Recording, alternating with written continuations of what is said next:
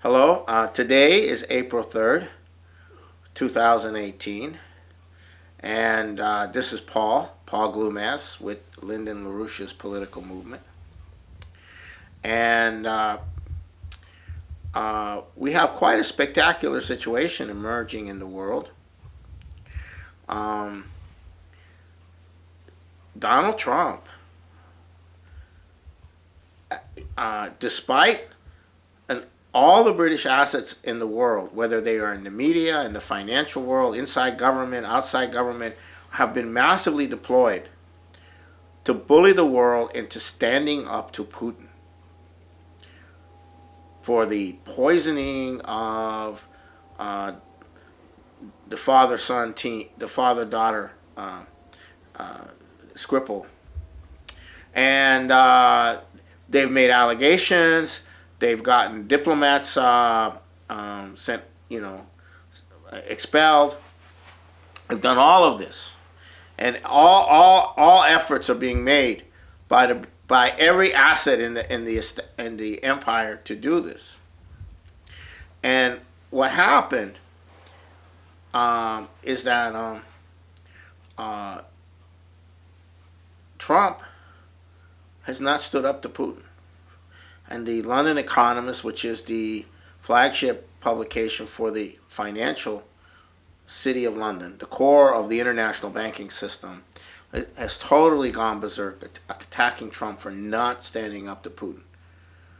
And not only that, on March 20th, Trump called Putin and congratulated him on his victory.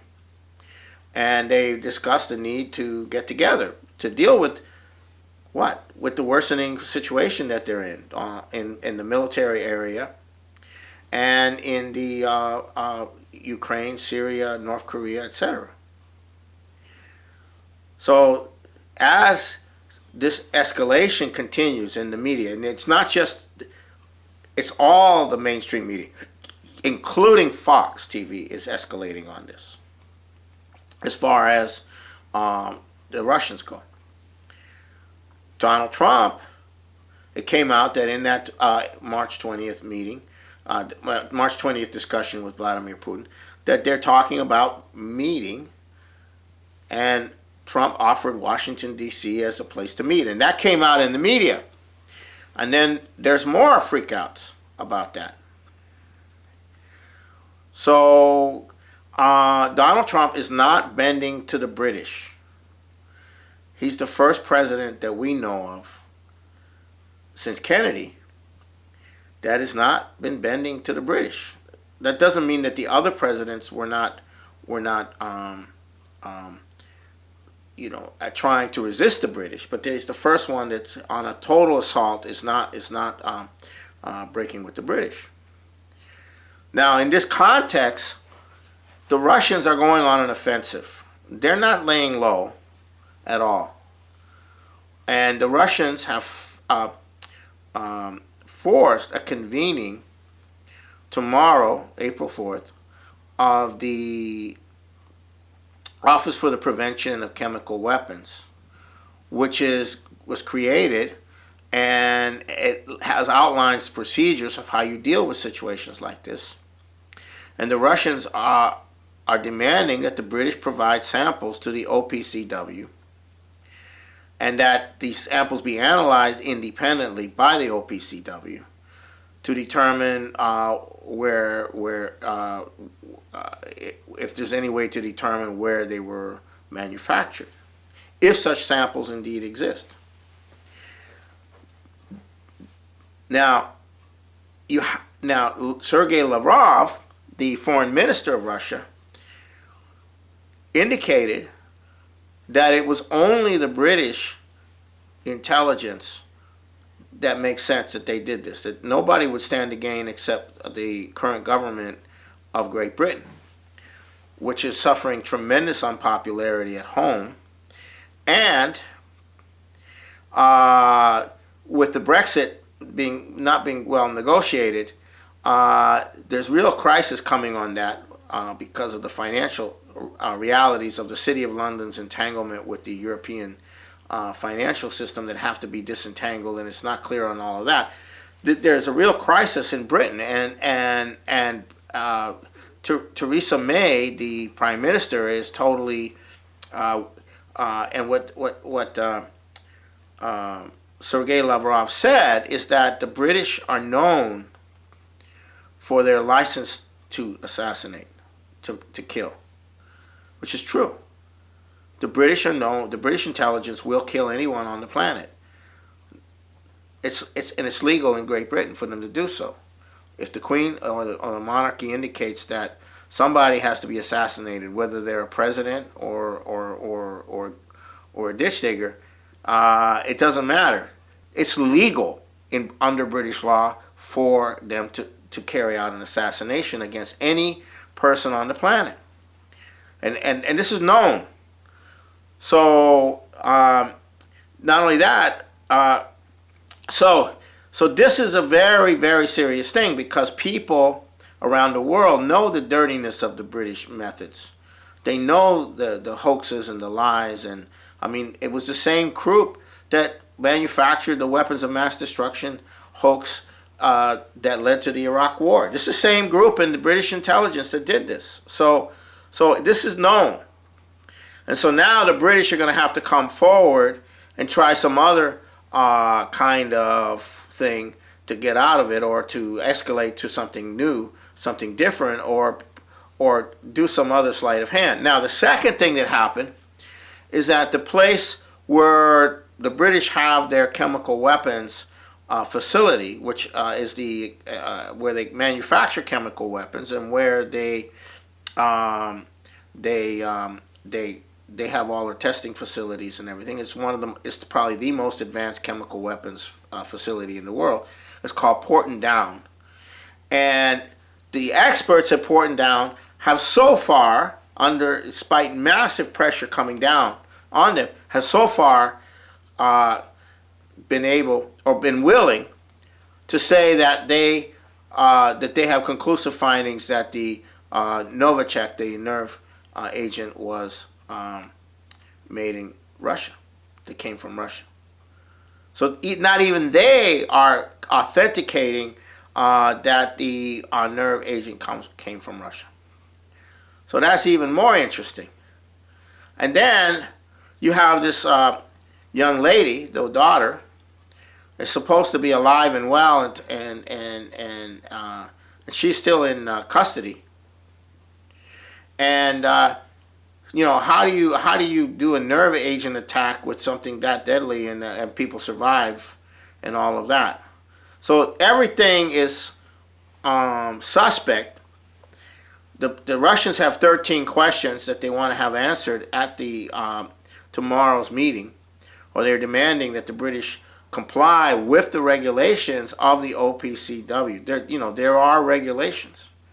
Now, there is a legal process too involved, international legal process, and of course we know they're not going to do that. They're going to try to,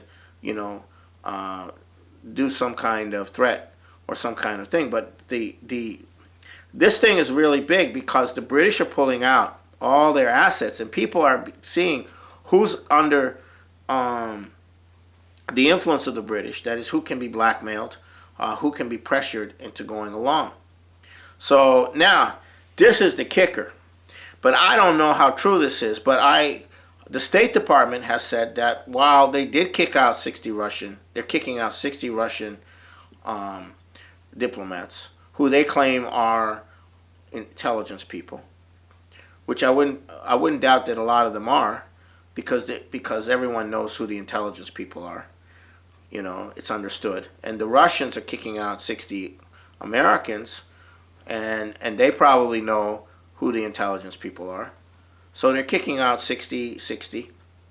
But it turns out that they're just kicking out those people, that the Russians will be allowed to replace them, and the U.S. will be allowed to replace their 60. So what is that? I don't know, but that's what it's been stated. I don't have full confirmation of that, but that's kind of like, that's really. So why did you kick out 60 alleged intelligence people and have 60 new alleged new intelligence people come to replace the 60.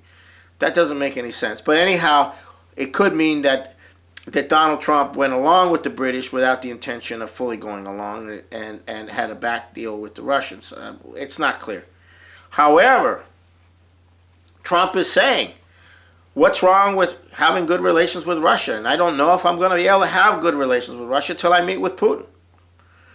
Well, if you want to have good relations with a country, you got to meet with the top guy to work stuff out. And so all his advisors are telling him that he shouldn't do this.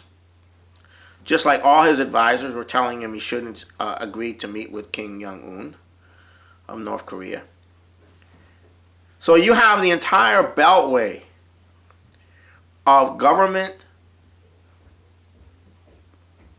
merry-go-round, of the government turnstile, where you have the government, you go into government, and you leave the government for a corporate position in the military-industrial complex or the financial community, and then you come back into government at a much higher position, and then maybe you go back out to a higher position in the corporate. So this merry-go-round between the military-industrial complex, the financial community, the major corporations, the lobbyists, this whole thing is like one big daisy chain of people sucking up to each other.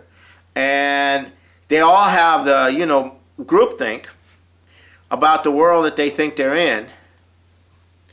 And as Russia is demonstrating that there is no possible way that you can stop being being wiped out if you launch a first strike.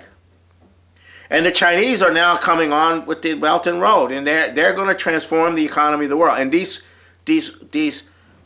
ass-kissing, sucking, daisy chain of corporate and government,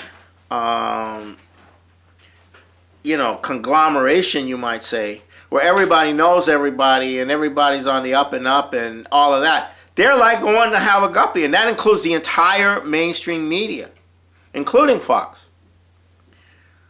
So you got John Brennan. I mean, this guy was. Then you have the whole scandal that's now coming out that Harry Reid was collaborating with John Brennan, and then they were working with McDonough, who was Obama's chief of staff. So this is coming out. Now, where does John Brennan go after his stint as the Saudi connected Saudi connected guy who became head of the CIA? Well, he goes on as a guest commentator hired as a guest commentator for CNN. So you have CNN and John Brennan getting together to fix whatever they got to fix, whatever, and then they're freaking out. Why?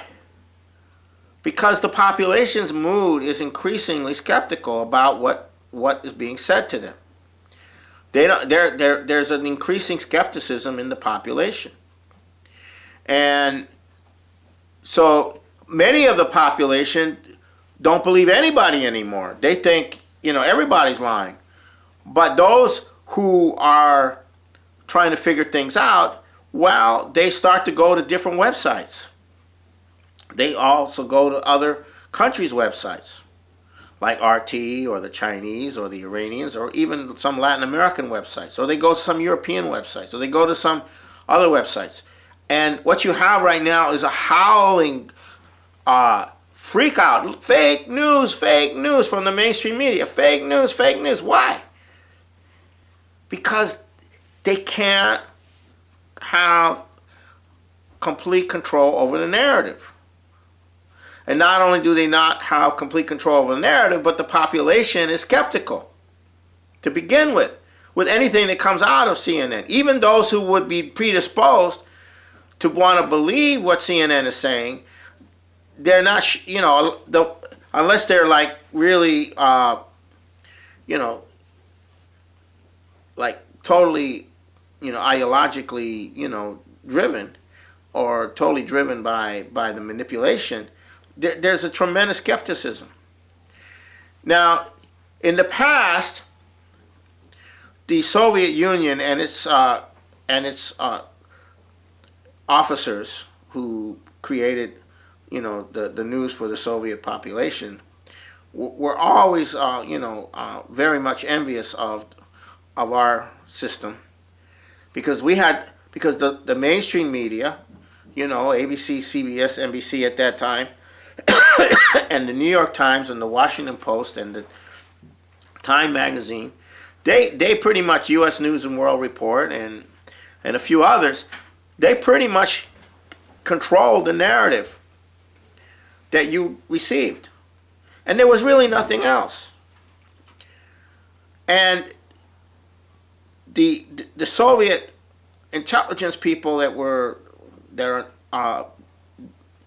would be absolutely amazed at the control that our media had over our population, without the media really knowing or being aware that they're being controlled, or the population really not being that aware of it. And of course, as long as life is going on and you've got a decent job and your kids are okay, and all of that, who are you to challenge, whatever's being said? And besides, when people did start to challenge it, you got called a conspiracy theorist, so you didn't want to be called a conspiracy theorist. So anybody that challenged the accepted media, just going back to the 60s and the 70s, as a conspiracy theorist. Just go back to the Kennedy assassination. So everybody's, and if you deviated from it, you were odd. You were considered odd or strange or demented or in some form, or that you had some, mental problems or whatever. That skepticism that existed in the Soviet Union population, because in the Soviet Union, people didn't believe what they were being told. Only an idiot would believe what they're being told. And there's a famous joke. Their two border guards are protecting the Soviet border, and one of them says to the other, "What do you think of our new chairman, party chairman?" And the guy says the same thing you are, and so the guy arrests him. So that's the kind of, because the population there didn't believe what they were being told, but the U.S. population did, and that wasn't helped because of the fact that that the history and the unless you were in the Peace Corps or you were in the military and you went overseas, or you went and traveled overseas and actually experienced what was going on in other parts of the world and hear from other people what was going on, you really had a very, very limited view of what was going on in the world. And there was communism out there, and communists were trying to take over the country, and all these radicals were communists, and it was pretty. We went to Vietnam to stop the spread of communism, and it was all this kind of mentality, which was not a very educated mentality in the population. But now you have a different environment. You have a different population that is not buying into everything they're being told, and then along comes this wonderful thing called Facebook, which was designed by the military-industrial complex, the intelligence community. It was perfect panopticon kind of thing, and people get on Facebook and they chat about this and that, and that they're revealing their personalities, they're revealing their predilections, and then all the data mining can occur, and then you can profile what these people want or what they think, and then you can start feeding them whatever. And this is really great. I mean, this is great for marketing. This is great for political research and so forth and so on. And we're now hearing all about Cambridge Analytica, which developed the programs for being able to do that, and they're an extension of the British British manipulation. So, and it's not just in the United States; it's in all the countries in the world. Wherever there's Facebook, they can profile a population. This is really wonderful. You can. And this was the whole Obama thing about nudging and tweaking, and they ran their whole campaign based on this. Now, this is not a new approach. It's just a more sophisticated approach. In the earlier, like in the beginning of the 80s and 90s, well, in the 90s, 80s and 90s, there were all of these election, consultants and pollsters and everything. You develop this whole thing that they call triangulation, which is where they do this mapping of your constituency to find out where they stand on the most hot button non-issues, right? The issues that emotionally pull people, but there's no real economic consequence to these issues, or they're not life and death issues. They're not issues of whether you're going to have a future or not, but they're just the issues about identity and emotions or what have you. And so what they do is they profile a constituency, and then they come back to the politician and suggest that the person position themselves within this triangle. They call it triangulation. Position themselves within this triangle. So how much conservative do they have to be? How much liberal do they have to be? And it was it's like a science. It's like a kind of a thing where you and then people would appear to be the lesser of the evil compared to the other guy, depending upon how well they profile the population and where they put themselves in that thing. So that kind of thing was going on in the past. Now they can do it a lot more with a lot more fine tuning. But the point is, none of these things deal with reality. They don't deal with your kids getting on drugs. There's no unemployment. There's no employment. None of them deal with reality, right? And that is not how Trump did not use that approach to win his election. He rejected that approach. So that's the other thing that's kind of so that whole profile thing isn't really working like they were expecting it to. Then you had the other problem with Facebook that they probably weren't anticipating. Okay, and that is, you have a chain of people connected to their friends, and most of it's not political, but in those chains which have a political relationship, somebody can spill the beans. Now, in the past, when somebody spilled the beans on something, it stayed where they spilled the beans because they couldn't get it out. They couldn't get it out because the media wouldn't cover it. The media still won't cover it. They won't cover anything anymore.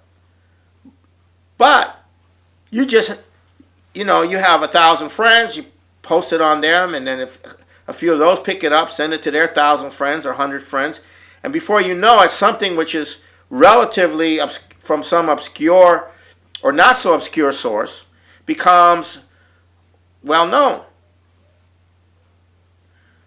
And then you have all these websites, like, and they're all called conspiracy websites, but they present alternative analysis. They're not conspiracies. Yeah, maybe they consider themselves to have found conspiracies, but they're alternative analysis. And so you have, and you go to some of their postings, and you have hundreds of thousands of people going to these, 50,000 people, 20,000 people, and most of them are off the wall, but nonetheless, people are having to sort through this all. And then people are having these discussions in their families and in bars and what have you, and the media can't control this.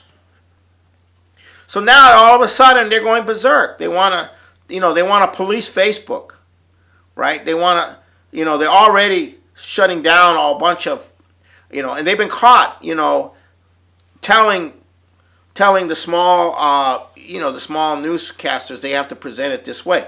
So this whole thing is very interesting, and Donald Trump isn't going along.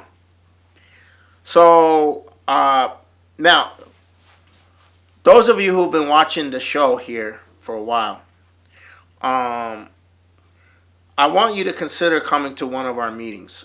We have them every 2 weeks, and they're at 7 o'clock on Saturday. The next meeting is on the 14th of April, and every 2 weeks afterwards. And I'm encouraging those of you who can to come to the meeting. The meeting is in the Shoreline area. And what I recommend is that you email me, Paul Glumaz, Glumaz, at gmail.com. Just email me and says, I'm interested in finding out more about the meeting that you're having every 2 weeks, and I might want to come. And I'll get back to you. So because I've been doing these shows for a while, and I'm also on another show called Always Pursuing Truth on the same channel, which you can also go to and see another version of what I'm doing today. And some of them are in the meeting. Some of them are taped of the meetings that we're having. But I encourage you to email me at paulglumaz at gmail.com, and I'll get back to you and we'll take it from there.